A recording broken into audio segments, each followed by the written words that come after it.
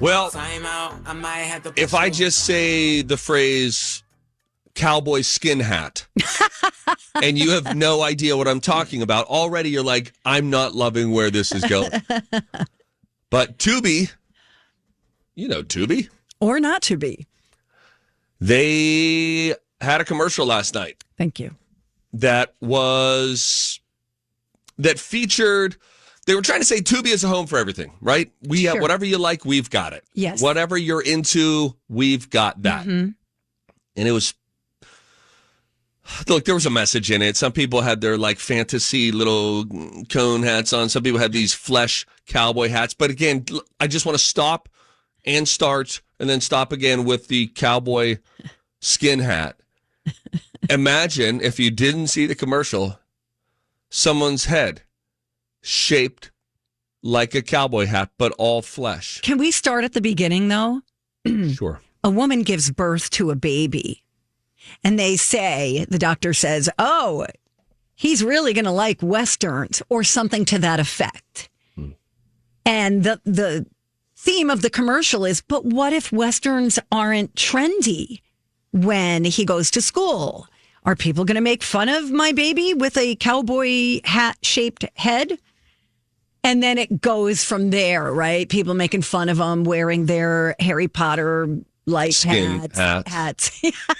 All made of skin. It is like the most bizarre thing. Like, was everybody stoned when they came up with these concepts?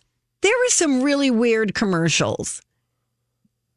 Yeah, I'm watching the full length 60-second commercial, and I'm watching these other guys with their Harry Potter skin hats wearing other hats on top. But now this guy's having this moment where his cowboy skin hat is in, and now he feels really proud because all these other people are wearing their fake normal buy them in a store hats, and he is expressing himself fully. And then at the end, he walks into a bar. Mm-hmm. And the people wearing the people whose head is shaped like the other hats are wearing an actual cowboy hat on top of it. It was like, what? I don't know. It just felt very like. Forget the message. Deformity. Whatever the message is, it felt very weird to look at. To see the skin go from forehead and then morphing into a cowboy brim made of skin. Or skull. And skin. In fact, at the end of the commercial, you know how like a cowboy will grab the brim of their hat between their thumb and their index finger? Howdy. When he did that, I felt very off-put by that. I felt that they should have blurred it. There was something about it, felt like it would have hurt. I just didn't like any I didn't like it. It was like weird medical deformity forward. It just felt disrespectful or something. Like it just felt. Suddenly we felt protective of the skin hat community that doesn't exist. And we're like, you know what? Do you think these people are going to appreciate seeing this right now? They're trying to enjoy the Super Bowl. It's so weird. It was weird. Really, really bizarre. Another thing that you thought was bizarre, and I suppose we'll put him in timeout since we're there, Tom Cruise. What? I mean, what was that? I get it. You're promoting a movie. Totally get it. But it was a stretch. He kind of introduced the whole game. Yeah. Right? It was just weird. It's like, what are you talking about?